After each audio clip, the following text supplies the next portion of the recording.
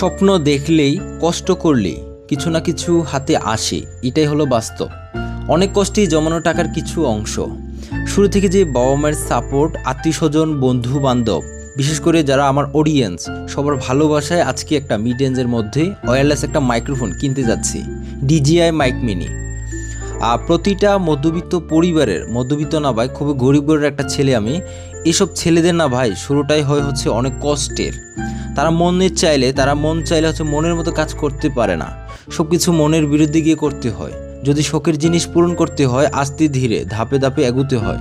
এটা হলো মধ্যবিত্ত পরিবারের স্ট্রাকচার। টাকাটা যখন পকেট থেকে বের করি, অল্প টাকা, তারপরও কেমন জানি মনটা নাড়া দিতেছিল। কারণ আজ পর্যন্ত বাবা মাকে কিছুই দিতে পারিনি, তাদের ইচ্ছে পূরণ করতে পারিনি, অথচ এত বড় ছেলে এখনও তাদের উপরে ডিপেন্ড করে চলতে হয়। এত টাকা খরচ করে মাইকটা নেওয়ার আসলে কোনো দরকারই ছিল না, কিন্তু এই কয়েকদিন যাবৎ আমি অনেক ডিপ্রেশনে ছিলাম ভাই। কোনো কাজে আমার এগোচ্ছিল না, না করি ভিডিও, না করি পড়াশোনা।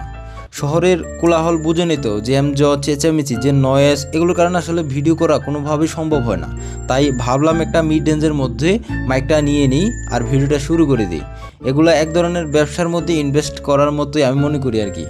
আর মাইকটা যেহেতু আমরা বসুন্ধরা থেকেই কিনি, তো একটা বন্ধুকে নিয়ে গিয়েছিলাম, সাগর।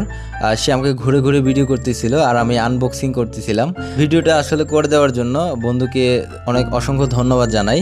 আর এই যে পুরো মাইকের সেট আপটা আমি গ্যাজেট অ্যান্ড গিয়ার থেকে পারচেস করি, কারণ এখানে নিউ ক্যামেরা ওয়াল থেকে একটু কম দামে, মানে কিছুটা কম দামে পাওয়া যায়। তো অবশেষে হাতে চলে আসলো যে ভয়েস ওভারটা দিচ্ছি, এটা এই মাইক দিয়ে রেকর্ড করা।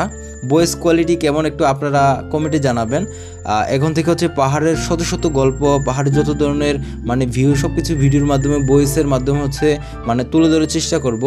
আর এখানে ভিডিওটা শেষ করছি। ধন্যবাদ সবাইকে সাথে থাকার জন্য।